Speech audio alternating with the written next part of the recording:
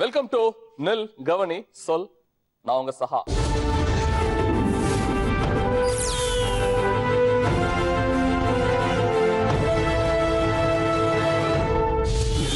ஒன்று எங்கள் ஜாதியே, ஒன்று எங்கள் நீதியே, உழைக்கும் மக்கள் யாவரும் ஒருவர் பெற்ற மக்களேன்னு பாடி காட்டி இருக்கிறாங்க. ஜாதி ஒழியணும்னு நீங்க பேசுறீங்க, ஜாதி ஒழியணும்னு பாட்டு பாடுறீங்க, அதெல்லாம் இங்க சாத்தியமே கிடையாது. இப்போ பொறுத்த 2 ஜாதி தான் சார் இருக்கு. ஒன்னு பணக்கார ஜாதி, ஒன்னு ஏழை ஜாதி. நரிக்குறவர்கள் அவங்களுக்கு இடம் ஒதுக்கி இருக்காங்க, அதான் இருப்பாங்க. எதிரில் ஒரு டீ கடை இருக்கு, அவங்க எனக்கு கிளாஸ்ல கொடுப்பாங்க, டம்ளர்ல தரமாட்டா, டிஸ்போசல் கிளாஸ்ல தான் கொடுப்பாங்க. கொஞ்சம் குப்பை தூக்கிட்டு போட்டோம், டிஸ்போசல் கிளாஸ். ஏப்பா இவன் எஸ்சி கேட்டகரி, இவன் எதுக்கு 299 வாங்கணும்? உங்களுக்கு முதல் எதிராளி அவன் தான் அப்படிங்கிற மாதிரி சொன்னாங்க சார். டிஸ்போசல் கிளாஸ் நவீன தீண்டாமை, இரட்டை கோவலை. நவீனமயமாக்கப்பட்டிருக்கிறது தீண்டாமை. சமீபத்திய ஆய்வறிக்கையில ஒரு விஷயம் படிச்சேன். என்னன்னா, ஆசிய கண்டத்துல, இந்தியா கூட இல்ல, தமிழகம் கூட இல்ல, ஆசிய கண்டத்துல ஆசியால இருக்க மனிதர்கள்லாம், ஐரோப்பா மற்ற கான்டினென்ட்லாம் விட்டுருங்க, ஆசியால உள்ள மனிதர்கள்லாம் சில விஷயங்கள் பண்றாங்க. ஆனா தான் பண்றதை தனக்கே தெரியாம மறைக்கிறாங்க. ஒன்னும் மறைக்கிறாங்க அல்லது பொய் சொல்றாங்க. இப்படி ஒரு அறிக்கை பார்த்தேன்.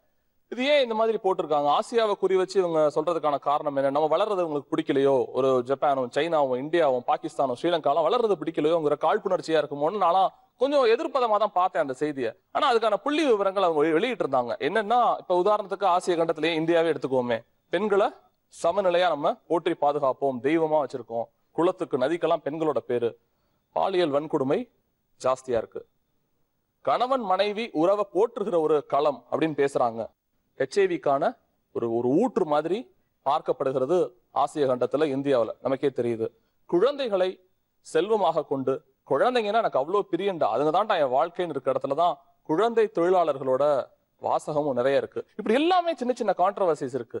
ஆனா நம்ம பிறந்த காலத்துல இருந்து நம்ம ஒன்னும் பெருசாலாம் இல்ல, 300 வருஷம் எந்த மனுஷனும் வாழ்ந்துட முடியாது. ஆனா என் தாத்தன், எங்க அப்பன், அவங்களோட அப்பன், என் பாட்டன், இவங்கெல்லாம் சொல்லி கொடுத்த ஒரு விஷயம்ங்கிறது மறுக்க முடியாத உண்மை, ஒரு சாதி.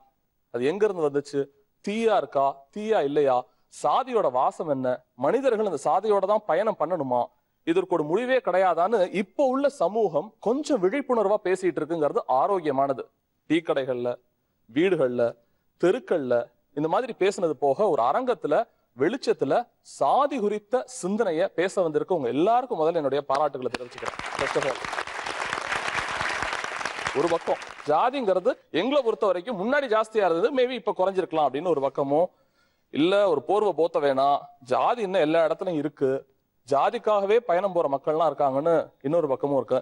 நான் எப்பவுமே என் பாட்டனை தான் கூப்பிடுவேன். பாட்டங்கிறத என் பாரதியை சொல்லுவேன். ஒரு ஒல்லியான தேகத்துக்கு சொந்தக்காரன், தீக்குச்சி மாதிரி வார்த்தைக்கு சொந்தக்காரன் அப்படின்னு எட்டயபுரத்து நாயகன் தான் ஒரு வார்த்தை சொல்லியிருக்காரு. எல்லாரும் படிச்சதுதான், சாதிகள் இல்லையடி பாப்பா, குலத்தாழ்ச்சி உயர்ச்சி சொல்லல் பாவம்னு சின்ன குழந்தைக்கு தான் சொன்னான், பெரியவங்க கேட்க மாட்டாங்க அப்படின்னு சின்ன குழந்தைக்கு சொல்லி எதிர்கால சமூகமாவது நல்லா இருக்கணும்னு அக்ரஹாரத்திலிருந்து சாதிகள் இல்லையடி பாப்பான்னு சொன்னது ஒரு பெரிய விஷயம் அன்றைய காலகட்டத்தில். நான் சொல்றது, பாரதி சப்போஸ் இப்போ வந்தாருன்னா, என்னே எடுத்துக்கோங்க, முண்டாசெல்லாம் நான் போட்டுக்கிட்டு ஒரு கோட்டு போட்டுக்கிட்டு பாரதி மாதிரி நவீன பாரதியா வந்தேன்னா, உங்க பக்கம் பேசுவேனா இவங்க பக்கம் பேசுவானா? பாரதி கவிஞர், அவர் இந்த நேரத்துல இருந்து பாட்டு எழுதியிருந்தாருன்னா எப்படி இருக்கும்னு பாத்தீங்கன்னா, இப்பெல்லாம் எவன்டா சாதி பாக்குறான்னு அப்பாவி போலவே பேசுறான், இப்பெல்லாம் எவன்டா சாதி பாக்குறான்னு அப்பாவி போலவே பேசுறான், நாட்டு நிலைமைய தலைகீழா பாக்குறான், சொந்த ஜாதிக்குள்ளேயே கல்யாணம் கட்டிக்கிட்டு ஜாதியே இல்லைன்னு பீத்துறான். இது இப்படி எழுதியிருப்பாரு பாரதியார். ஏன்னா இன்னமும் பட்ட வெளிச்சமா இங்க இருக்கவங்க எல்லாம் பார்க்கும்போது எனக்கு ஒரு விதத்துல வருத்தமா இருக்கு. எதிர்க்க கல் இருக்கு, கண்ணு முடிக்கிட்டு இங்க கல் இல்லை அப்படின்னு சொல்றதுக்கு தான் இவங்க வந்திருக்காங்கன்னு நான் ஃபீல் பண்றேன். ஏன்னா எதிர்க்க இருக்கிறத கண்ணு திறந்து பார்த்தாதான் தெரியும். இங்க இன்னும் அழுத்தமான பதிவுகளை சொல்லணும்னு பாத்தீங்கன்னா, இரட்டை வாழ்விடங்களா, இரட்டை குவளை, டீ கடையில இரட்டை டம்ளர் வச்சிருக்கான், 2 டம்ளர் வச்சிருக்கான். ஒரு ஊர்ல போறேன், ஜாதி தீண்டாமைக்கு எதிரான பிரச்சார பயணத்துல போறேன், நான் இதே மாதிரி பாட்டு பாடுறதா என்னோட பிரச்சார பயணத்துல பாட்டு பாடுறதான் வேலை. பாடிட்டு அடுத்தவர்கிட்ட மைக் கொடுத்துட்டு வந்தவொடனே என் கையை பிடிச்சிட்டு ஒரு பெண்மணி அழுகுறாங்க. ரொம்ப நாள்லாம் கிடையாது, கடந்த 1 வருடங்களுக்கு முன்னாடி ஒரு பெண்மணி பிடிச்சிட்டு அழுகுறாங்க, ஜாதி ஒழியணும்னு நீங்க பேசுறீங்க, ஜாதி ஒழியணும்னு பாட்டு பாடுறீங்க, அதெல்லாம் இங்க சாத்தியமே கிடையாது அப்படின்னா. ஏங்க, மாற்றம் என்கிற சொல்லை தவிர எல்லாமே மாறும் அப்படின்னு நான் சொல்றேன் அவங்க கிட்ட. இல்லைங்க, இதோ இந்த மரத்துக்கடியில் நீங்க பிரச்சாரம் பண்ணிட்டு இருக்கீங்க, பக்கத்துல ஒரு கோயில், இப்பதான் கட்டப்பட்ட கோயில், இந்த கோயில் பக்கத்துல எங்க மாமா போனாரு, குறிப்பா சொல்றாங்க, கோயிலுக்கு இல்லைங்க, கோயிலுக்கு பக்கத்துல எங்க மாமா போனாருன்னு அவங்க கணவரை சொல்றாங்க. நீங்க பிரச்சாரம் பண்ணிட்டு இருக்கீங்களே, இந்த மரத்துல தான் கட்டி வச்சு அடிச்சாங்கன்னு சொல்லி 1 வருடங்களுக்கு முன்னாடி திருச்சி பக்கத்துல ஒரு கிராமம், அதே திருச்சி நகரப்பகுதியில மத்தியில கிறிஸ்தவ கல்லறை, ஜாதி இல்லைன்னு சொல்லப்படுற கிறிஸ்தவ கல்லறையில போனா தலித்துகளை இந்த பக்கம் போதை, உயர் ஜாதி இந்துக்களை கிறிஸ்தவர்களை இந்த பக்கம் போதைன்னு சொல்லி கிறிஸ்தவ கல்லறையில இரட்டை கல்லறைகளா வச்சிருக்கான். இதர ஜாதிகளுக்கு தனி சுடுகாடுன்னு சொல்லி தனியா வச்சிருக்கான். தலித்துகளுக்கு தனி சுடுகாடுன்னு தனியா வச்சிருக்கான். இன்றைய காலகட்டத்துல சமுதாயத்துல ஜாதிகள் கண்டிப்பா இருக்கு. எப்படின்னா பாடல் வரிகளே சொல்லியிருக்காங்க, ஜாதியும் சாகவில்லை சட்டமந்தான் உதவும் இல்ல, சாதியும் சாகவில்லை சட்டமந்தான் உதவும் இல்ல, வெட்டுப்பட்டு விழுகிறமே செல்லக்கா செல்லக்கா நம்ம விடியதப்போ வேலங்களையே கண்ணம்மா கண்ணம்மா நம்ம விடியதப்போ வேலங்களையே கண்ணம்மா கண்ணம்மா. இந்த பாடல் வரி மூலியமா நிறைய விழிப்புணர்வு பாடல் மூலியமா ஜாதிகள் இருக்கு என்ற அடிப்படையில் கொடுத்துருக்காங்க. இன்றைய காலகட்டத்தில் பாத்தீங்கன்னா ஒரு குழந்தை பிறந்தா கூட என்ன ஜாதி, ஒரு சர்டிபிகேட் வாங்கினா என்ன ஜாதி, ஸ்கூலுக்கு போன மேல் படிப்பனா என்ன ஜாதி, வேலை வாய்ப்பு வந்தா என்ன ஜாதி, அந்த வரியிலே ஜாதி என்றதை எழுதியிருக்கு. அது மறுக்க முடியாது இந்த காலகட்டத்துல. அதிகப்படியான விஷயங்கள்லாம் இப்ப சாதி ரீதியா ஜாஸ்தியா தான் இருக்கு, குறைஞ்சிருக்குன்னு பேச வரீங்க. கல்லுல முட்டிக்கலாம் போல இருக்கு உங்களை பார்த்தாங்கிறது அவரோட கேள்வி. இப்போ சகோதரன் சொன்னாரு, இவங்க கண்ணை மூடிக்கின்னு கல் இருக்கிறது தெரியாம கண்ணை மூடின்னு உட்காந்துருக்காங்க. நம்ம நடந்து போற பாதையில கல் இருந்தா அதுல மோதிக்கின்னு போலியே, அந்த கல்லை தூக்கி இன்னொரு பின்னாடி வருவங்களும் அதை இடிச்சுக்க கூடாதுன்றதுக்காக தூக்கி எட்ட போட்டுட்டு போறோம். அது மாதிரி அந்த ஜாதின்றத நம்ம அன்பாலதான் எடுத்து போடணும். அந்த ஜாதி இருக்குன்றத நம்ம வெறித்தனத்தை காட்டி வாழக்கூடாது. கல் இருக்கு ஆனா ஒதுங்கி போகணும். அருமை நண்பர் குறிப்பிட்டாரு, சாதி இருக்கு எல்லாரும் நீங்க கண்ணை மூடிட்டு போற மாதிரி அவர் சொல்றாரு. ஆனா சாதின்றது கண்ணை திறந்து பார்த்தா தெரியுமா? தெரியாது. சாதின்றது ஒரு மாலையே. சாதின்றது ஒரு பொருளோ ஒரு கண்ணுக்கு தெரிய ஒரு விஷயம் கிடையாது. ஆனா இங்க சாதி கடைபிடிக்கிற விதங்களை எல்லா இடத்துலயும் இருக்கு. இன்னும் ஒரு எக்ஸ்ட்ரா ஒரு பாயிண்ட் சொல்லணும்னா, ஒரு அப்பார்ட்மெண்ட் கட்டுறான், அப்பார்ட்மெண்ட்ல குறிப்பா ஒரு ஜாதியோட பேரை சொல்லி, ஓசியில ஒரு ஜாதியோட பேரை சொல்லி அவர்களுக்கு மட்டும் அப்படின்னு சொல்லி விளம்பரம் கொடுக்குறான். எதுக்காக அவர்களுக்கு மட்டும் அப்படின்னா, ஒரே ஒரு விஷயம் அவன் சொல்ற ஒரே ஒரு விஷயம் என்னன்னா, மற்ற ஜாதிக்காரங்க அந்த இதுல வரக்கூடாது, குறிப்பா தாழ்த்தப்பட்ட சமூகத்தை சேர்ந்தவங்க நம்ம கூட சேர்ந்து வாழக்கூடாது. கிட்டத்தட்ட ஒரு நவீன சேரிகள் மாதிரி ஒதுக்குற வேலைகளை பார்த்துட்டு இருக்காங்க.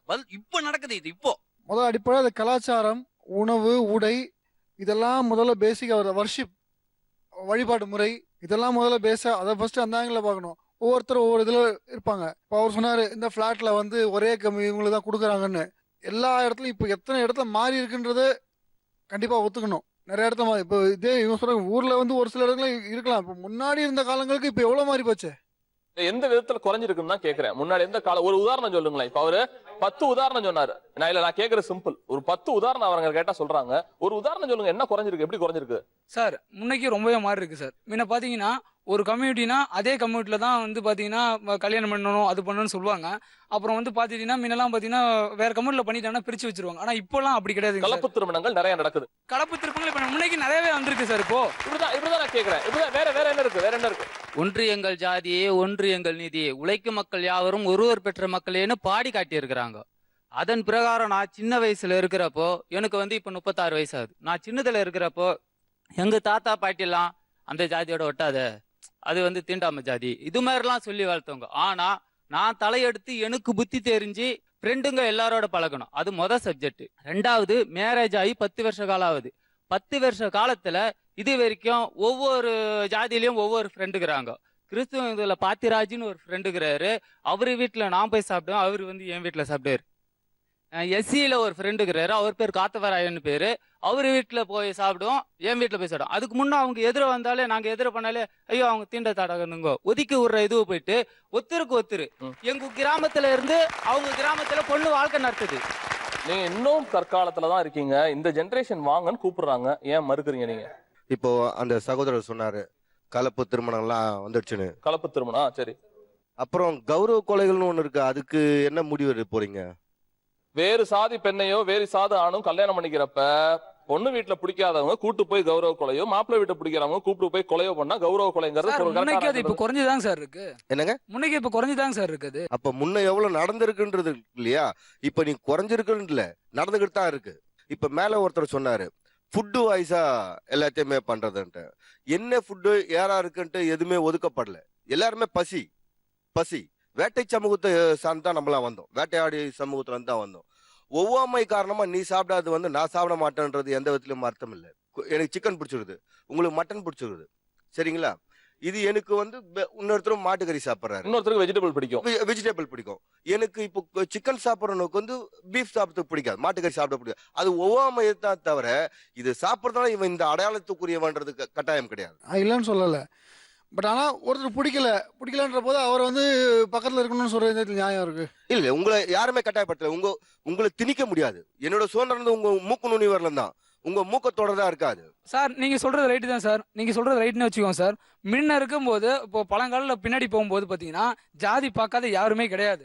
சரி, ஓகேங்களா? இப்போ இப்போ இப்போ நம்ம பேசக்கூடிய டாபிக் வந்து இப்ப இருக்கிற ஜெனரேஷனுக்கு அதுதான் கேக்குறேன். ரைட்டான கேள்வி, பதில் சொல்லுங்க.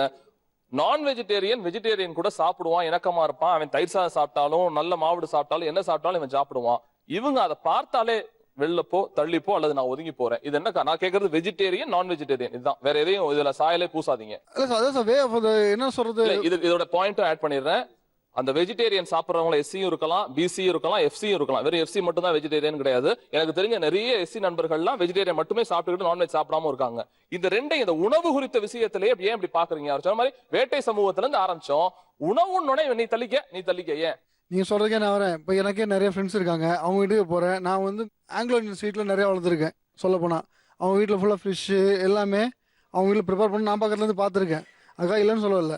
அவர் என்ன சொல்ல வந்தாரு, இங்க வந்து இந்த கம்யூனிட்டிக்காரன் வரக்கூடாதுன்னு சொல்றானே அப்படி மாதிரி சொல்றாரு. இன்னைக்கு எத்தனையோ ஃபிளாட்ல எத்தனையோ பேர் வந்துட்டு தான் இருக்காங்க, போயிட்டு தான் இருக்காங்க, சாப்பிட்டு தான் இருக்காங்க.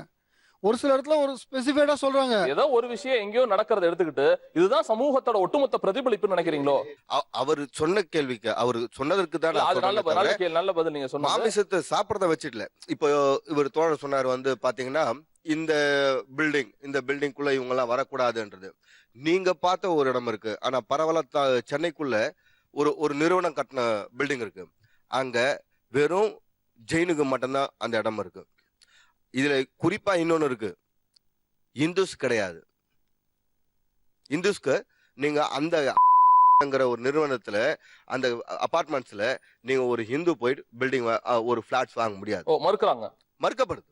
மறுக்கப்படுது. அப்படி நீங்க ஒன்னும் நேரடியா போய் அதை விசாரிச்சுக்கலாம். இன்னொன்னு நீங்க சொல்றீங்க இல்லையா, எனக்கு நடந்த ஒரு விஷயத்த நான் சொல்றேன். நான் பிறந்து வளர்ந்த இடத்துல இருந்து பக்கத்துல எனக்கு தனியா வீடு ஒண்ணு பார்க்க போறேன். ஒரு புரோக்கர் மூலியமா போறேன். புரோக்கர் என்கிட்ட என்ன சொல்றாருன்னா, நீங்க வந்து கம்யூனிட்டியை மாத்தி சொல்லுங்க அவர்கிட்ட. சரி, இவர் சொல்றாரு. ஆனா என் மனசுல வந்து அப்படி சொல்லணுங்கிற எண்ணம் எனக்கு இல்லை. என்ன மறைக்க வேண்டிய அவசியம் இல்லை.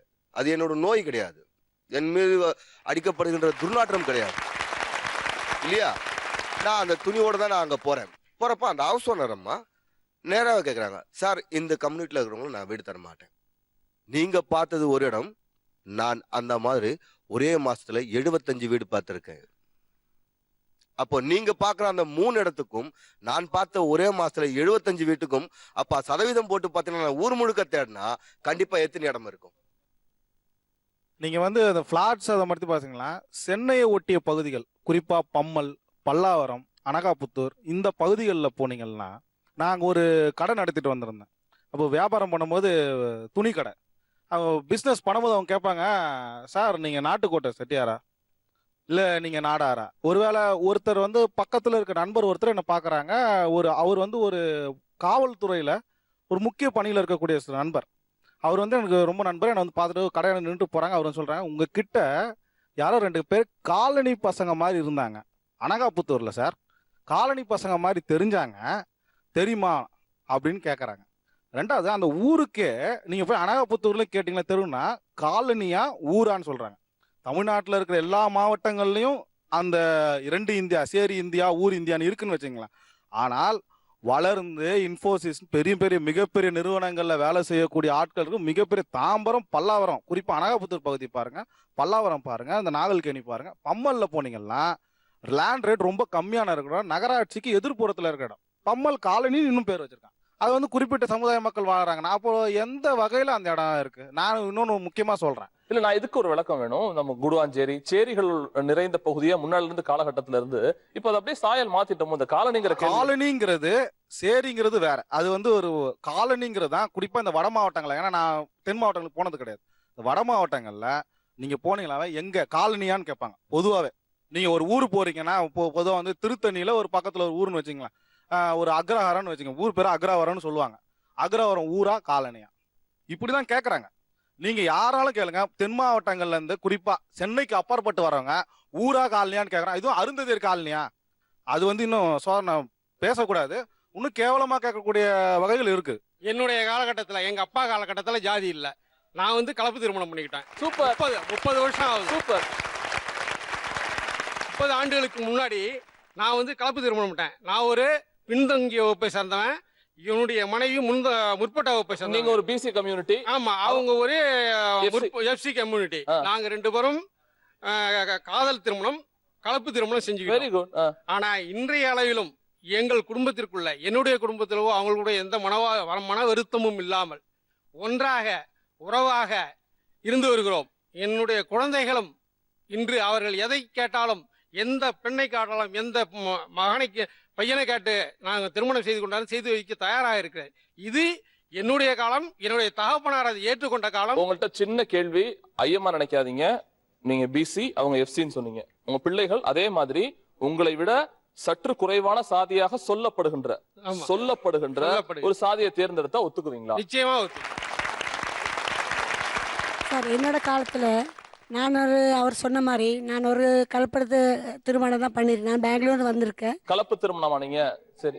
ஆனால் அந்த டைமில் ரொம்ப வெறுத்தேன். எங்கள் ஃபேமிலியில் யாருமே வரல, யாருமே சப்போர்ட் இல்லை. என் ஹஸ்பண்ட் சப்போர்ட்டில் தான் நான் நின்னேன். எனக்கு 2 பசங்களோட நின்னேன் நான். அப்புறம் அவர் எங்கள் வீட்டில் எல்லாம் எங்களை வெறுத்தாச்சு. அதே மாதிரி என் குழந்தை வந்தப்போ நான் அவங்ககிட்ட சொல்லிக்கிட்டு, பாருமா, ஜாதி மதம் பார்க்க வேண்டாம், ஏது ஜாதியானா பரவாயில்ல, low caste high class whatever it is, they should be happy, our parents also should be happy. அந்த தான் நாங்கள் எதிர்பார்க்குறத தவிர ஜாதி விட்டால் எல்லாருக்குமே ப்ராப்ளம் வரும். ஒரே ஒரு நிமிஷம், எல்லாருமே கலப்பு திருமணம் சொல்றீங்க. தயவு செய்து கலப்பு திருமணம் கிடையாது. மனுஷனுக்கும் மாட்டுக்கு நடக்கிற திருமணம் கிடையாது. இன்னொரு ஜாதிக்கும் இன்னொரு ஜாதிக்கு நடக்கக்கூடிய திருமணம் இது ஜாதி மறுப்பு திருமணம். அதை ஞாபகம் வச்சு. நிறைய பேர் சாதி அப்படிங்கிறது என்னுடைய துணை பெயர் மாதிரி, என்னுடைய துணை பெயர் அப்படிங்கறத விட நான் பாக்குற இடங்கள்லாம் அவலமாக கூடவே வந்துகிட்டு இருக்கு, ஒழிக்கப்பட வேண்டும். அவங்க எல்லாம் சும்மா சொல்லிட்டு இருக்காங்கன்னு இந்த பக்கமும் இல்ல, அதெல்லாம் எங்க ஜெனரேஷன்ல கொஞ்சம் கொஞ்சமா நகர்ந்துகிட்டு இருக்கு அப்படின்னு இந்த பக்கமும் ஒரு அனல் பறக்கிற விவாதம் தான் போயிட்டு இருக்கு. அவங்களோட கருத்துக்கள் கேட்கலாம். நண்பர் ஏற்கனவே சொன்னாங்க, உணவு, பண்பாடு, உடை அப்படிங்கிறலாம் சொன்னாங்க. இந்த உடை அப்படிங்கிறது கூட இன்னும் ஜாதியில இருந்துகிட்டு இருந்தது. எப்படி இருந்துச்சு அப்படின்னு பாத்தீங்கன்னா, தமிழனுக்கு வந்து ஜாதிங்கிறதே கிடையவே கிடையாது. தமிழோட வரலாற்றுல ஜாதியே கிடையாது. சாதிக்கணும் சொல்லக்கூடிய அந்த சாதி தான் இருக்குதே தவிர ஜாதி அப்படிங்கிற ஏற்றத்தாழ்வுக்கு உண்டான ஜாதி கிடையாது. தமிழனுக்கு கிடையாது, பண்பாட்டுல எங்கேயுமே கிடையாது. அது ஒரு பண்பாட்டு படையெடுப்பு ஒருவர்களால் திட்டமிட்டு தமிழனுக்குள் புகுத்தப்பட்டது. இதுதான் ரொம்ப முக்கியம். இதுல இன்னும் ரொம்ப முக்கியமா போய் பார்க்கணும்னு பாத்தீங்கன்னா, ஒரு கேரளாவில் திருவாங்கூர் சமஸ்தானம் அப்படின்னு சொல்லக்கூடியது, ஒரு குறிப்பிட்ட ஜாதி பெண்கள் மேலாடை அணியாம இருக்கணுங்கிற சட்டம் போட்டாங்க. அதை எதிர்த்து போராடி என்னுடைய சகோதரி, முன்ன உட்காந்துருக்கிற எங்க சகோதரி, பக்கத்துல உட்காந்துருக்க என் சகோதரி, இவங்க மேலாடை போடக்கூடாதுன்னு சட்டம் போட்டாங்க. அதை எதிர்த்து போராடி இன்னைக்கு இவங்கெல்லாம் ஒரு குறிப்பிட்ட அளவுக்கு வளர்ந்து வந்திருக்காங்கன்னா, இன்னைக்கு நவீனமாக்கப்பட்டு வந்திருக்கு தீண்டாமை. எப்படி பாத்தீங்களா, இன்னைக்கு பெண்கள் ஜீன்ஸ் போடக்கூடாதுன்னு அதே கேரளால இருந்து வார்த்தை வருது. ஞாபகம் வச்சுங்க, நவீனமயமாக்கப்பட்டிருக்கிறது தீண்டாமை, நவீனமயமாக்கப்பட்டிருக்குது. சரி இருந்துச்சு. இன்னைக்கு சென்னையில எப்படி இருக்குது, இங்க ஹவுசிங் போர்டுன்னு தனியா வச்சிருக்கு. ஹவுசிங் போர்டு பசங்கன்னா திருடுவானுங்க, ஹவுசிங் போர்டு பசங்கன்னா கொள்ளையடிப்பானுங்க, ஹவுசிங் போர்டு பசங்கன்னா கொலை பண்ணுவானுங்க. அப்ப ஊர்ல பாத்தீங்கன்னா இந்த மாதிரி சேரியில இருக்கிறவங்க, அவங்க சொன்ன மாதிரி காலனியில இருக்கிறவங்க, இவங்களாதான் தப்பு பண்றவங்க, இவங்களாம் தீண்டத்தகாதவங்க, இப்படியே தான் காட்டப்பட்டிருக்குது. அது நவீனமயமாக்கப்பட்டு இன்னைக்கு வந்திருக்கு. நன்றி. 2 பாயிண்ட் ரொம்ப கிளியரா சொன்னாரு. முன்னாடி இருக்கிற வடிவம் தான் இப்ப அப்படியே மேலோட்டமா வருது. ஜீன்ஸோட உதாரணம் சொன்னாரு, பிரபல பாடகர் சொன்னதை சொன்னாரு. இன்னொன்னு, இந்த ஏரியா பசங்கன்னா நிச்சயமா களவுலையும் திருட்டுலையும் மத்த கெட்ட விஷயங்கள்லயும் இந்த ஏரியா பசங்க தான்ப்பா செஞ்சிருப்பாங்கிற அனுமானத்துக்குள்ள வந்துடுறாங்கிறத இந்த 2 பாயிண்ட்டுக்கு பதில் வேணும் எனக்கு. இப்போ நாங்க இருக்கிற இடத்துல கூட தான் ஊருன்றது ஒரு பிரிவு இருக்கு, சேரின்றது ஒண்ணு இருக்கு, காலனின்றது. ஆனா இப்போ வந்து உங்களை மாதிரி வயசு உள்ள ஃப்ரெண்ட்லியா வந்து தோல்ல கைய போட்டுக்கின்னு, மச்சான் நீ வா என் வீட்டுக்கு சாப்பிடலாம், நான் வர உன் வீட்டுக்கு சாப்பிட்றேன்னு, இதுல ஒன்றும் இல்லையே. தாராளமா இப்ப என்ன பண்றாங்கன்னா, எங்க வேணா ஸ்கூட்லயே டபுள்ஸ் போறாங்க, வீட்டுக்கு. இப்ப அதே காலனியில உள்ளவங்களுக்கு எங்க இடத்த சேர்ந்த பெண்ணையும் கொடுத்துருக்காங்க 2 வீட்டுல. இப்ப ஜாதி இருந்தா அது மாதிரி வேறுபாடு இருக்கும் இல்லையா? இல்லன்றதுனால தானே தரம் பார்க்காத அளவுக்கு இப்ப வந்து சம்மந்தம் பேசுறாங்க. அப்ப கிடையாது தானே. நான் திருவண்ணாமலைக்காரன். நான் என்னோட தெரு பேர் நான் சொல்ல விரும்பல. ஏன்னா நீங்கள் சொல்ல ஜாதி இருக்கு. ஆனால் இன்னைக்கு எல்லா ஜாதிக்காரங்களும் அந்த தெருவில் இருக்காங்க. நிறைய பேர் பல வருஷம் பழகிட்டு அவங்க கல்யாண பத்திரிக்கை கொடுக்கும் போது மட்டும்தான் அவங்க ஜாதி எங்களுக்கு தெரியுது. இவங்க ஜாதியே போயிடுச்சு சார், பயங்கர சுத்தமா இருக்குன்னு சொல்ல, அவ்வளவு நாள் பழகினவங்களுக்கு தெரியல, பத்திரிகை கொடுக்கறப்பதான் இவங்க இந்த சாதியம் தெரியுதுங்கிறது ஆரோக்கியமான வெள்ளந்தியா தான் சொல்றாரு அந்த வார்த்தையை. ஜாதி இருக்குதான் செய்யுது அது, ஆனா நவீனமா குறைஞ்சிருக்கா கூடியிருக்கான்னு தான் பாயிண்ட். சொல்லுங்க. என்னுடைய பாட்ட காலத்துல எல்லாம் பாத்தீங்கன்னா ஊருக்குள்ள வர சொல்ல செருப்பு கட்டிட்டு இப்படி வச்சுக்கிட்டு எச்ச கூட மீழக்கூடாது, வளைஞ்சே தான் வரணும். ஆனா எங்க காலகட்டத்தில் அது வழக்கமே கிடையாது. இப்போ எந்த வேலைக்கு வேணாலும் முன்னெல்லாம் பாத்தீங்கன்னா எங்க பாட்ட காலத்துல எல்லாம் கவர்மெண்ட் வேலைலாம் ஒரு சிறப்பு இல்லை, ஒரு சில பேர் ஒரு சில அவங்களுக்கு தான் இருக்குன்னு. இப்போ அது குறைஞ்சிச்சு, முற்றிலுமா கிடையாது. இப்போ யாரா இருந்தாலும் எந்த வேலையா இருந்தாலும் ஒர்க் பண்ணலான்றது 2 பாயிண்ட். தோழர் ஒரு அழகான ஒரு வரி சொன்னாரு. ஃபர்ஸ்ட்லாம் செருப்பு போட்டுக்கிட்டு போறதுக்கு கூட அனுமதி இல்லை, அக்கத்துல எடுத்து வச்சுக்கிட்டு போனோம் அப்படின்லாம் சொன்னாரு. ரொம்பலாம் தேவையில்ல. தஞ்சாவூர் பக்கத்துல ஒரு கிராமம், ஸ்கூல் பிள்ளைங்க பேப்பர்லாம் வந்திருக்கு, நீங்க படிச்சீங்களா என்னன்னு தெரியல. ஸ்கூல் பிள்ளைங்க ஸ்கூல்ல விட்டுட்டு ஊருக்கு போனோம்னா, அவங்க வீட்டுக்கு போனோம்னா ஊரை தாண்டி சேரிக்கு தான் வீட்டுக்கு போய் ஆகணும். போகும்போது ஸ்கூல் பிள்ளைங்க அவங்க அறியாமையே இது ஏன் பண்றோம்னு கூட தெரியல, காலங்காலமா பண்ணிக்கிட்டு வரோம், இப்ப நம்மளும் பண்றோம் அப்படின்ற அடிப்படையில செருப்பு கழட்டி அக்கத்துல வச்சு கையில எடுத்துக்கிட்டு நடந்து போறாங்க. ஏங்க நீங்க செருப்பு கழட்டி, எங்க தாத்தா அந்த மாதிரி பண்ணாரு, எங்க அப்பா அந்த மாதிரி பண்ணாரு, இதை நாங்க போட்டுக்கிட்டு போனோம்னா ஊர்ல சண்டை, ஊருக்கும் சேரிக்கும் கலவரமாவும் ஜாதி கலவரமாவும் அப்படின்னு சொல்லி இருங்க. சாதாரணமா ஒரு சின்ன குழந்தைங்க கிட்ட கூட இந்த சாதியம் வீரியம் இன்னும் இது இல்லை. நான் ஜாதி மறுப்பு மத மறுப்பு திருமணம் பண்ணியிருக்கேன். இன்னமும் நான் இந்த ஜாதி இருக்கிறதுனால என் மனைவி வீட்டுக்கும் எனக்கும் இன்னும் பேச்சுவார்த்தை கிடையாது. என் மனைவி இஸ்லாமியர், நான் ஹிந்து இதில் பண்ணிகிட்டு இருக்கேன். அடுத்து இன்னொரு இது ஜாதி இன்னும் இருக்குது. இப்போ போன மாதம் பார்த்தீங்கன்னா கடந்த சில நாட்களுக்கு முன்பாக காஞ்சி சங்கராச்சாரியாரை சுப்பிரமணிய சாமி பார்க்க போறார். அவரு சோஃபாவில் உட்காந்துருக்கார். இதே பொன் ராதாகிருஷ்ணன் பார்க்க போறார் 2 நாள் கழிச்சு, அவர் கீழே உட்காந்துருக்கார். அவர் சூத்திர. ஜாதி இன்னும் இருந்துகிட்டே இருக்கு. 2 பேரும் ஒரே கட்சிக்காரவங்க தான். எல்லாரும் மாதிரியும் முன்னாடி மாதிரி பழைய காலத்து மாதிரியே வாழ் ஏந்தி இப்போ போராடுறதுலாம் இல்லை. நவீனத்தில் கேக எப்படி இருந்துச்சோ அதே மாதிரி ஜாதியும் அதோட வீரியத்தை வேற மாதிரி காட்டிட்டு இருக்கு. இன்னமும் நம்மளோட அலுவலகத்தில் எல்லாரும் ஒரு அலுவலகத்திலும் நாமம் போட்டவங்க இருக்காங்களா இல்லையா? எல்லாரும் அலுவலகத்திலும் இருக்காங்க. குறிப்பிட்ட சாதிகள் மட்டும்தான் அதாவது மதத்தோட அடையாளம்னு பார்த்தீங்கன்னா நம்ம பட்டம் இந்து மதத்துக்குன்னு ஒரு அடையாளம் இருக்கு, அதை எல்லாருமே போடுவாங்க. ஆனால் அந்த நாமம் போடுறது ஒரு குறிப்பிட்ட வகுப்பினர் மட்டும்தான் போடுவாங்க. அதே மாதிரி பேச்சு வழக்கம் பார்த்தீங்கன்னா தமிழோட பேச்சு வழக்கம் ஊருக்குன்னு ஒரு பேச்சு வழக்கம் இருக்கு. திருநெல்வேலியில் ஒரு ஏலைன்னு போட்டு பேசுவாங்க, மதுரையில் ஒரு மாதிரி பேசுவாங்க.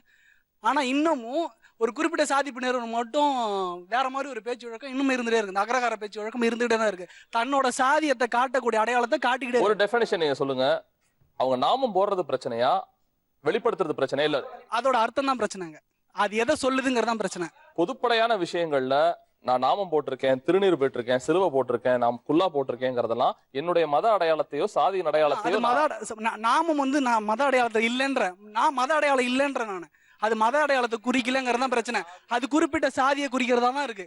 இந்திய சட்ட பிரகாரம் இந்தியர்களுக்கு, தனி மனிதனுக்கு அவன் உணர்வை வெளிப்படுத்த எல்லா உரிமைகளும் இருக்கு, மற்றவர்களை புண்படுத்தாதவாறு. உங்களுக்கு அது நாமம் போட்டாலோ திருநூறு வச்சாலோ கண்டிக்கத்தக்கது. அதான் நானும் சொல்றேன். இத தப்பா சொல்லிருந்தா விளக்கம் சொல்லலாம். அதே நானும் சொல்றேன். ஒரு தெருல 100 வீடு இருக்கு, அதுல ஒரு வீடு மட்டும் நாங்க மட்டும் நல்லவங்க அப்படின்னு போர்டு வச்சா சரியா தப்பா? நான் ரொம்ப நல்லவன் ஆனா நான் மட்டும் போர்டு வச்சுப்பேன், நான் மட்டும் நல்லவன் போர்டு வச்சு சரியா தப்பா? இல்ல நல்லவனா கெட்டவனாங்கிறது தெரியல சார். நீங்க கேட்டதுல இருந்து எனக்கு ஒண்ணு உதிச்சுதான், அதை கேட்டேன். அதான் நான் உங்களுக்கு கேக்குறேன், நல்லவன் போர்டு வச்சா தப்பா இல்ல? நான் மட்டும் 100 வீடு இருக்கு, நான் மட்டும் நல்லவன் அப்படின்னு பேர் வச்சா? ஆனா இவரோட பாயிண்ட் நான் நினைக்கிறேன், காலனில இருந்து வந்த பசங்க, சேரில இருந்து வந்த பசங்க, இவங்க எல்லாம் இப்படி எல்லாம் பண்றாங்களாங்கிறது கண்டிக்கத்தக்கையான வார்த்தை. நீங்க சொல்றது நல்லவனா கெட்டவனான்னு எப்படி நமக்கு தெரியும்? பழகின விதமோ தனி மனித ஒழுக்கமோ? நான் உங்களுக்கு பொதுவா தான் கேக்குறேன். ஒரு 100 வீடு இருக்கு, ஒரு வீட்டுல நான் மட்டும் நான் நல்லவன் வச்சுக்கீங்களேன், நான் பேர் வைக்கிறேன், நான் மட்டும் நல்லவன் போர்டு எழுதி வச்சு அதுக்கு அதோட அர்த்தம் என்ன? அதாங்க பிரச்சனை.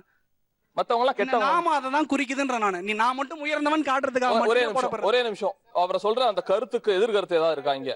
கொடுங்க சொல்லுங்க சார். கண்டிப்பா அது இவரோட எண்ணத்தை தான் சார் வெளிப்படுத்தி காமிக்குது. அவங்க பாத்தீங்கன்னா கடவுள் மேல வச்சிருக்க நம்பிக்கை, அவங்க பேச்சு அப்படிதான், அவங்க பேச்சு அப்படிதான், இயல்பா அவரு அப்படிதான் இருக்காரு. அவர் இந்த ஜாதி இந்த மதம் அவர் காமிச்சிக்கிறோம்ல, அவர் இறைவன் வழிபாடு, அவர் இருக்கிறத அவர் நார்மலா அப்படிதான் அப்படிங்கறத வச்சிருக்காரு. இவங்களாதான் அவர் அது மூலியமா ஜாதி காமிச்சிக்கிறாரோ, ஒரு பேச்சு மூலம் காமிச்சு இவரா தப்பா புரிஞ்சுக்கிறாரு. ஒரு நூல் இருக்கு, அது நூல்ல எதுக்காக நாமம் போடுறது, எதுக்காக பூணூல் போடுறதுன்னு இருக்கு, யார் பூணூல் போடணும்னு. அதுபடிதான் அவங்க போடுறாங்களே ஒழிய நீங்க சொல்ற மாதிரி எல்லாரும் போடணுங்கிறதுக்காக போடுறது இல்ல. அந்த பேச்சு வழக்கமும் எல்லாரும் பேசுறது இல்ல. வடநாட்டுல இருந்து இங்க கொஞ்ச நாள் வேலை செய்யற ஒரு நார்த் இந்தியன் கூட நல்ல தமிழ் பேசுறான். ஆனா இவ்வளவு காலமா எங்க கூடயே வாழ்ந்துட்டு இருக்கான், எங்க கூட இருக்கிறவங்க இன்னமும் அந்த பேச்சு வழக்கத்தை மாத்துக்க தயாரா இல்ல. குறிப்பிட்ட வகுப்பினர் அதே பேச்சு தான் பேசுறாங்க, மெட்ராஸ் இருக்கவங்க அதே பேச்சு தான் பேசுறாங்க, மதுரை இருக்கவங்க அதே பேச்சு தான் பேசுறாங்க. இந்த ஏழை போல பேச்சு பேசுறது இல்ல சார். அவங்க வேணா அப்படி காமிச்சிக்கல, நீங்க தான் அந்த தப்பான எண்ணத்துல பாக்குறீங்க. இந்த அடையாளங்கள் பொதுவா ஒரே வார்த்தையில முடிக்கணும்னா சாதி செருக்கை, சாதி ஆணவத்தை வெளிப்படுத்துகிற அடையாளம். கண்டிப்பா கிடையாது. இறைவன் மேல வச்சிருக்கிற சார் இந்திய அரசியல் சட்டப்படி அன்டச்சபிலிட்டி இஸ் அபாலிஷன் தான் சொல்றான். கேஸ்ட் இஸ் அபாலிஷன் சொல்றாங்களா? தீண்டாமை ஒழிக்கப்பட்டு விட்டது. ஒழிக்கப்பட்டு விட்டதா இந்திய அரசியல் சட்டப்படி? தீண்டாமை நடக்குதா இல்லையா? சாதி ஒழிக்கப்பட்டு இருக்கணும், இருக்குன்னு தான் சொல்றோம் சார். பெரிய மீச வச்சிருந்தா அவன் அந்த ஜாதி, தலப்பா கட்டினா ஒரு ஜாதி, துண்டு கட்டினா ஒரு ஜாதி, கைலி கட்டினா ஒரு ஜாதி. அது நினைக்க கூடாது சார், அது நினைக்க கூடாது. எங்க ஊருக்கு ஒரே ஒரு நிமிஷம் சொல்றேன் கேளுங்க. இல்ல எங்கேயுமே போனா எங்க ஊருக்கு ஒரு நிமிடம். நீங்க அவர் நாமம் போட்டிருக்கிறது சாதி அடையாளம் உங்களுக்கு பிரச்சனையா? அவரு நீங்க இந்த மாதிரியான நீங்க எதிர்ப்பு தெரிவிச்சீங்கன்னா உங்களுக்கு ரொம்ப நாங்க இன்னும் விளக்கம் சொல்ல வேண்டியது இருக்கும். எங்க ஊர்ல நான் சாதி கொடுமையை கண்கூடா சிறு வயதுல இருந்து பார்த்தவன். சின்ன வயசுல இருந்து நான் பார்த்தேன் சார். ஸ்கூல்ல நான் படிச்ச ஸ்கூல்லே பார்த்தேன் ஜாதி கொடுமையை. எங்க ஊர் ஒரு ஜமீன்தார் கட்டுப்பட்ட ஒரு ஊரு. ஆனா இன்னைக்கு பாருங்க, எங்க அப்பா காலத்துல எவ்வளவு மாறிச்சு. இன்னைக்கு எங்க ஊர்ல பாருங்க, நாமம் போட்டு அவர் தான் எங்க ஊர் சமஸ்தான கோயில உள்ள கருவறையில இருந்து பாட்டு படிக்கிறாரு. பெரிய பெரிய மீசை வச்சுட்டு இருந்தவங்க பைக்ல ஊருக்குள்ள போயிட்டு தான் இருக்கிறாங்க. நிறையவே மாறி சார். எங்க ஊர்ல 18 கிராமத்துல பெரிய ஜாதிக்கள் ரெக்கார்ட்ல இருக்கும். இன்னைக்கும் நீங்க பாத்தீங்கன்னா ஐயாவரம் கலவரம்னு ஒரு கலவரம் இருக்கும். 8 கிராமம் சேர்ந்து ஒரு கிராமத்தை, ஒரு தாழ்த்தப்பட்ட கிராமத்தை அடிச்சு உடைச்சாங்க. ஆனா இன்னைக்கு அந்த கிராமம் ரொம்பவே மாறிடுச்சு சார். ரொம்ப மாறிடுச்சு. பாருங்க, அதாவது டிஸ்போசல் கிளாஸ் தான் எல்லாருக்குமே டீ கொடுக்குறாங்க. ரெட்ட கோல முறை கிடையாது, எல்லாருக்குமே டிஸ்போசல் கிளாஸ்ல கொடுக்குறாங்க. டிஸ்போசல் ரொம்ப முக்கியமான விஷயம். கேளுங்க, சென்னை பல்லாவரம் கண்டோன்மெண்ட் ஸ்கூல் இருக்கு, எதிரில் ஒரு டீ கடை இருக்கு. அது பகுதி நரிக்குறவர்கள் அவங்களுக்கு இடம் ஒதுக்கி இருக்காங்க, அதான் இருப்பாங்க. ஆனால் நான் எதிரில் நிறைய முறை சண்டை போட்டிருக்கேன். ஆனால் நான் வேணா கேட்காதண்ணே, கம்முன்னு நான் அவன் எனக்கு கிளாஸ்ல கொடுப்பாங்க, டம்ளர்ல தரமாட்டான். டிஸ்போசல் கிளாஸ் தான் கொடுப்பான். கொஞ்சம் குப்பை தூக்கிட்டு போட்டோம். டிஸ்போசல் கிளாஸ் தோழர் சொன்ன மாதிரி, நண்பர் சொன்ன மாதிரி நவீன தீண்டாமையின் இரட்டை கோலை தூக்கி போடுங்க சார். சார் உங்க வீட்டுல சில்வர் டம்ளர் வச்சு கழுவி கொடுங்க, ஒன்னும் ஆகாது. நீங்க சொல்ற இருந்தா கழுவி கொடுங்க, வாங்கி கழுவி கொடுங்க. இவ்வளவு தண்ணி தான் 50 பைசா டிஸ்போசல் கிளாஸ். இப்போ பொறுத்தவரை 2 ஜாதி தான் சார் இருக்கு. ஒன்னு பணக்கார ஜாதி, ஒன்னு ஏழை ஜாதி. பணக்காரன கல்யாணம் பண்ணா கௌரவ குலா வராது சார். பணக்காரன கல்யாணம் பண்ணா கௌரவ குலா வரலாம். இன்னைக்கு தமிழ்நாட்டுல டிரைவரை கூட்டு போனாதான் கொலை பண்றான், கீழே படிக்காம வேலை வெட்டி இல்லாத கொலை பண்றான். பணக்காரன கல்யாணம் பண்ணா அது ஜாதியே தெரியாது. ஆடம்பரமா ஏதோ ஜாதி, ஏழை ஜாதி. மார்க்சிஸ்ட் கம்யூனிஸ்டே இப்ப போன வருஷம் தான் உணர்ந்திருக்காங்க, இந்தியாவில் ஒழிக்கப்பட வேண்டியது வர்க்க பேதம் அல்ல, வர்ண பேதம். உங்களை எவ்வளவு மார்க்சியத்தை படித்தவர்கள் தொடர போய் படிங்க. கம்யூனிசம் தெரியாது, எனக்கு சோசியலிசம் தெரியாது. ஊர்ல நடக்கிறதா பேசுறேன் சார், ஊர்ல நடக்கிறதா பேசுறேன். நீங்க என்ன சொல்ல வரீங்கன்னா, இது வரைக்கும் வெட்டிட்டு தான் இருந்தாங்க, இப்ப செருப்பால மட்டும் தான் அடிக்கிறாங்க, நான் வாங்கிக்கிறோம் அப்படிங்கிறீங்க. இதெல்லாம் ஏத்துக்கவே முடியாது. முதல்ல செருப்பால் அடிச்சாலும் கூட்டம் தான், எனக்கு எதுவுமே பண்ண கூடாது. நான் சமமானவன், என்னை இப்போ எந்த வகையிலும் எதிர்க்கூடாது. அதுல வெட்டுறதுலேருந்து குறைஞ்சி செருப்பால் அடிக்கிறது ஏத்துக்கிறது அப்படின்னு உட்கார்ந்துருக்கிறது பார்த்தா கொஞ்சம் பரிதாபமா தான் இருக்கு. சூடான விவாதமா தான் இருக்கும், மனக்குமுறல்கள் இருக்கும், ஆதங்கங்கள் இருக்குங்கிறது எல்லாருக்கும் தெரியும். ஆனா அது சாத்வீகமான முறையில, அதே சமயத்துல உள்ளார்ந்த செழுமையான கருத்துக்களை இந்த பக்கம் இல்ல சார், எவ்வளவு நடந்தாலும் இன்னும் அந்த பாகுபாடும் சாதியும் இருக்கு, அவங்க வெளிப்பூச்சுக்கு வேணா பேசலாம் அப்படின்னும். இவங்க என்ன மாறல, என் கிராமத்துல என் கிட்ட நானும் அந்த இரட்டை குவளை முறையெல்லாம் தகர்த்தெறிஞ்சிட்டு இன்னும் வாழ்வியல ரொம்ப சிம்பிளா தான் வாழ்ந்துகிட்டு இருக்கோம். மேபி அவங்களோட கண்ணோட்டம் தப்பாப்படுது அப்படின்னு இந்த பக்கம் நண்பர்களும் தொழில்களும் பேசிட்டு இருக்காங்க. இதோட சாராம்சம் உங்களுக்கு தெரிஞ்சிருக்கும். 2 பக்கம் இருந்தும் ஒரு அனல் கறக்கும் விஷயங்கள் அல்லது அனல் கணக்குற அப்படிங்கறத விட என் லைஃப்ல இதெல்லாம் நடந்திருக்குன்னு ஒவ்வொருத்தரும் அவங்களோட சுய வார்த்தைகளை பேசிட்டு இருக்காங்க. இன்னைக்கு இருக்கிற டெக்னாலஜில, வாழ்வியல்ல நாங்கெல்லாம் ஃபாஸ்டா ஓடிட்டு இருக்கோம். சாதி மதம்னு நினைக்கவே நேரம் இல்ல. ஏன் சார் அப்பட்டமா நீங்க இப்படி பேசுறீங்கிறது அவங்களோட கருத்தா இருக்கு. இன்னைக்கு இருக்க சிச்சுவேஷன்ல எந்தெந்த தருணத்துல எந்தெந்த இடங்கள்ல சாதி மேலோங்கி நிக்குது? சார், நான் 2 விஷயம் சொல்ல விரும்புகிறேன். இங்கே ஒரு ரெசிடென்ஷியல் ஸ்கூலில் படிச்சுட்டு இருந்தேன். அப்போ நாங்களும் 2 வருஷம் நல்லா படித்தோம், நல்ல நண்பர்களாக இருந்தோம், எல்லாரும் நல்லா ஓரிணைப்பாக இருந்தோம். அந்த கடைசியில் ரிவிஷன் எக்ஸாம்னு வர்றப்ப என்ன பண்ணுவாங்க, ஓவராலாக ஒரு கட் ஆஃப் மார்க் அப்படின்னு சொல்லி நிஜமாலுமே எப்படி நடக்குதோ அதே மாதிரி பண்ணுவாங்க சார். அப்போ மெடிக்கல் கிளாஸஸில் என்னாச்சுன்னா, ஒரு ஆக்சுவலாகவே ஒரு கட் ஆஃப் ஒரு 299 அப்படின்னு ஒரு பையன் ஃபர்ஸ்ட் மார்க் வந்தான். அன்னைக்கு 299 வாங்கினப்ப ஸ்டாஃப்ஸுக்குள்ளார பேசிக்கிட்டது நாங்க கேட்டோம். அண்ட் ஸ்டாஃப்ஸ் எங்ககிட்டயும் அந்த விஷயம் சொன்னாங்க. ஏன்பா இவன் எஸ்சி கேட்டகரி, இவன் எதுக்கு 299 வாங்கணும்? இவன் 275 வாங்கினாலே இவனுக்கு கவர்மெண்ட் காலேஜ்ல மெடிக்கல் சீட் கிடைக்குமே, அவன் எதுக்கு 299 வாங்கணும்? உங்களுக்கு முதல் எதிராளி அவன் தான் அப்படிங்கிற மாதிரி சொன்னாங்க சார். அந்த பசங்களை நாங்க வேற மாதிரி பார்க்கல. ஆனா சில மாணவர்களோட மனசுல அது ஆழமா பதிஞ்சிருச்சு. வேற வேற மாதிரி பார்க்க ஆரம்பிச்சாங்க. நான் இன்னொரு விஷயம் சொல்ல விரும்புறேன். இங்க இன்டர் காஸ்ட் மேரேஜ் பத்தி பேசிட்டு இருந்தாங்க சார். இன்டர் காஸ்ட் மேரேஜ் இன்னைக்கு நிறையவே நடக்குது, பாராட்டப்படுது, எல்லாரும் அக்செப்ட் பண்றாங்க, எல்லாமே ரைட்டு சார். புள்ள பையன் கல்யாணம் பண்ணி போய் சந்தோஷமா இருக்காங்க அப்படிங்கிறது மட்டும்தான் எல்லாத்துக்கும் தெரியுதே தவிர, அதுக்கு அடுத்த விஷயம் ஒரு வாரம் கழிச்சு அவங்க அம்மா அப்பா படுற வேதனைகள், துன்பங்கள், அவமானங்கள், எவ்வளவு பேச்சுவார்த்தைகள், இதுக்கு என்ன பதில் சொல்ல போறீங்க நீங்க? பிரச்சனைகள் உருவாகிறதுக்கான சமுதாயம் இல்லை. அதாவது எடுத்த உடனே அருவாளை தூக்குற சமுதாயம் ரெண்டுமே இல்லை. அது ஒண்ணு நம்ம சொல்லிக்கலாம். அது வந்து இதை பேலன்ஸ் பண்ணி நான் சொல்றேன். எந்த சமுதாயம் எடுத்தோன்னு அருவா தூக்குதுங்கிறது தெரியல. நீங்க அப்ப அங்க உட்காந்துருக்கீங்கிறது எனக்கு கொஞ்சம் டவுட்டாவே இருக்கு. சார் அவர் வந்து maybe he might be a lucky person sir. அந்த மாதிரி சமுதாயத்துல அவர் இல்ல, ரொம்ப லக்கியான ஆளா இருந்திருக்கலாம். அந்த காலத்திலேயே ரொம்ப பாராட்டக்கூடிய விஷயம். இந்த 30 வருஷத்துக்கு முன்னாடி, 30 வருஷங்கிறது சாதாரண இல்லை, என்னுடைய பெண்ணும் பையனும் திருமண வயசுக்கு வந்துட்டாங்க. அந்த காலகட்டத்தில் நான் திருமணம் பண்ணிக்கும் போது என் வீட்டில் அட்வைஸ் பண்ணது என்னன்னா, உனக்கு நல்ல பொண்ணா இதோட வசதியான பொண்ணா பார்த்து கல்யாணம் பண்ணி வைக்கிறேன்டா, இதோட பெரிய இடத்துல கல்யாணம் பண்ணிக்கிறதா அவங்க சொன்னாங்க. அதெல்லாம் மீறி 2 பேரும் திருமணம் பண்ணிக்கணும்னு முடிவு பண்ணும்போது ரிஜிஸ்டர் ஆஃபீஸ் போகல, போலீஸ் ஸ்டேஷன் போகல. என்னுடைய உறவினர்கிட்ட சொன்னேன், என் சித்தப்பா கிட்ட சொன்னேன், வீட்டில் சொல்றதுக்கு யோசிக்கிறேன் அப்படின்னு. எங்க சித்தப்பா சொன்னார், நான் திருமணம் பண்ணி வைக்கிறேன்னு சொல்லி அரேஞ்சு மேரேஜ் எப்படி நடக்குமோ அந்த முறைப்படி நடத்தினேன். இல்ல அவங்க ரிலேஷன்ல வந்தாங்களா? அவங்க ரிலேஷன் அந்த திருமணத்துக்கு வரல. ஆனா 1 மாதத்துல என்னுடைய உறவு வீட்டுக்கு நான் போக முடியல, எங்க அப்பா வீட்டுக்கு நான் போகல. அவங்க உறவுக்காரங்க தான் என்ன தேடி வந்தாங்க. தேடி வந்து பிறகு அந்த உறவுகள் நீடிக்குது, இன்னைய வரைக்கும் நீடிக்குது. நவீன காலத்துல ஒரு ஃபேஷன் ஆயிடுச்சா மேடம் இந்த ஜாதிங்கிறது? ஃபேஸ்புக்ல ஆமா கண்டிப்பா சார். நீங்க சொன்ன மாதிரி ஸ்கூல்ல ஸ்டார்டிங்ல இருந்து பர்த் சர்டிபிகேட்டுக்கு நம்ம போறோம்னு வச்சுக்கோங்க. பர்த் சர்டிபிகேட்ல என்ன கேக்குறாங்க, என்ன ரிலிஜன் கேட்டா ஓகே. அதுக்கு அடுத்து என்ன வருது, religion, community, cost, even beginning from the AICTE UGC. இது வந்து ஸ்டூடெண்ட்ஸ்க்கு மட்டும் இல்ல, ஸ்டாஃப் கேட்டகரியிலயுமே வந்து என்ன கேக்குறாங்கன்னா, உங்களோட காஸ்ட் என்ன, எதுக்கு கேட்கணும், காஸ்ட் எதுக்கு கேட்கணும், அந்த இடத்துல வந்து ஸ்டாட்டிஸ்டிக்ஸ் எடுக்கிறோம் அப்படின்னு சொல்றாங்க.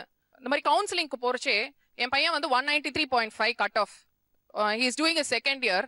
அவன் வந்து 193.5 கட் ஆஃப் எடுத்துட்டு அவனுக்கு வந்து ஒரு செல்ஃப் எய்டட் காலேஜ்ல தான் கிடைக்குது. பட் 180 வாங்கின ஒரு வேற கம்யூனிட்டி பையனுக்கு வந்து MITல கிடைக்கிறது.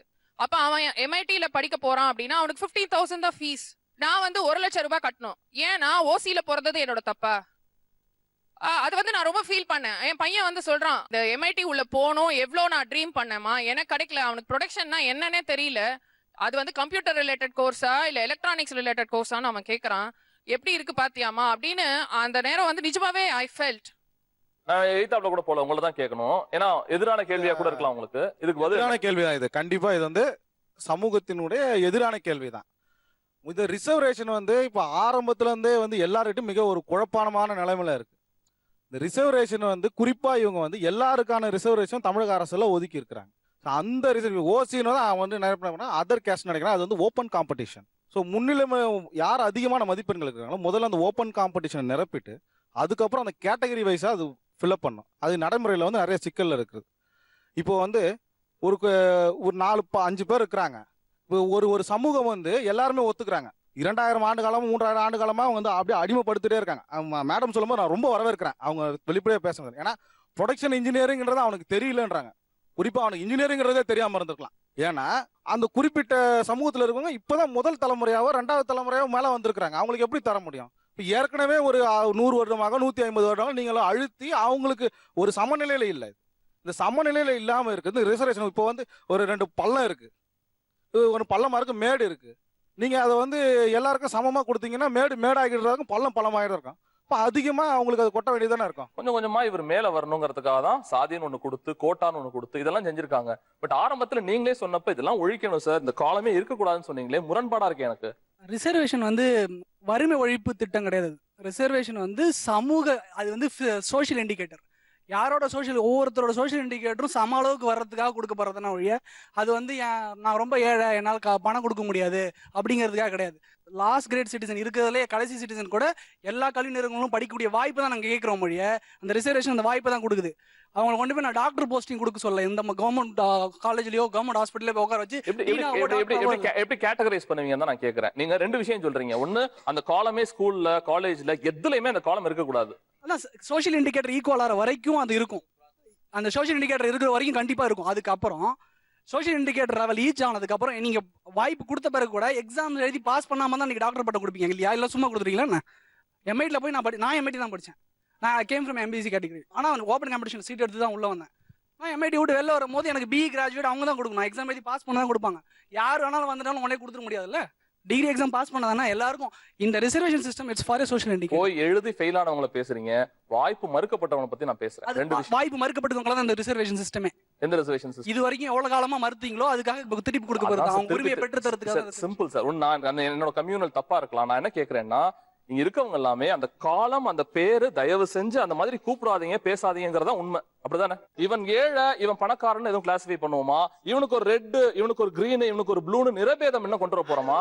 இல்ல இது பிராக்டிகலா தயவு செஞ்சு ரிக்வெஸ்டா சொல்லுங்கன்னு சொல்றேன். நான் வேற ஒண்ணும் இல்ல. கல்வி அறிவு மூலமாக மக்கள் மனசுல ஒரு மாற்றத்தை உருவாக்கணும். நாங்க எல்லாம் சமன்ற எண்ணம் வரணும். அது எப்போ வரும்னா சமூக அளவுல உயர்ந்தாலும் கல்வி அறிவுல உயர்ந்தாலும் மட்டும்தான் வரும். அதுக்காக ரிசர்வேஷன். நிறைய பேசலாம். செழுமையான சொற்கள் ரெண்டு பக்கம் இருந்து வரப்போகுதுங்கிறத ஆராய கத்துக்கங்க. சாதி அப்படிங்கிறது என்னுடைய துணை பெயர் மாதிரி, என்னுடைய துணை பெயர் அப்படிங்கறத விட நான் பாக்குற இடங்கள்லாம் அவலமாக கூடவே வந்துகிட்டு இருக்கு. ஒழிக்கப்பட வேண்டும். அவங்க எல்லாம் சும்மா சொல்லிட்டு இருக்காங்கன்னு இந்த பக்கமும் இல்ல, அதெல்லாம் எங்க ஜெனரேஷன்ல கொஞ்சம் கொஞ்சமா நகர்ந்துகிட்டு இருக்கு அப்படின்னு இந்த பக்கமும் ஒரு அனல் பறக்கிற விவாதம் தான் போயிட்டு இருக்கு. அவங்களோட கருத்துக்கள் கேட்கலாம். சாதியே இல்லைங்கிறோம். ஆனா எதுக்காவது நமக்கு வந்து நீங்க அவர் சொன்ன மாதிரி ஏற்றத்தாழ்வு ரெண்டு பேரும் ஒரே நிலையில இருக்கிறதுக்கு ஏதோ ஒண்ணு குறியீடு தேவையில்ல. அந்த குறியீடு என்னன்னு கேக்குறேன் நான். அது சாதியா இருக்கலாம், நிறமா இருக்கலாம், மனிதனா இருக்கலாம், ஏதோ இருக்கலாம். எப்படி இருக்கும் அது? எப்படி பிராக்டிக்கலா அதை பேலன்ஸ் பண்ண போறோங்கிறதா என்னோட கேள்வி. இப்ப நீங்க ஜாதி அப்படின்னு சொல்லக்கூடியதை இதை ஒழிக்கிறதுக்கு என்ன வழி அப்படின்னு கேக்குறீங்க. இல்ல இதை எந்த மாதிரியான நம்ம பிரிச்சு பார்க்கலாம் அப்படிங்கறதும் கேக்குறீங்க. இப்போ ஜாதியை வந்து நம்ம உடனே ஒழிச்சிட முடியும். பேப்பரில் கொளுத்தி போட்டவொடனே ஜாதின்னு எழுதி வச்சு கொளுத்தி போட்டவொடனே அது ஒழிஞ்சிருங்கிறதுக்கு.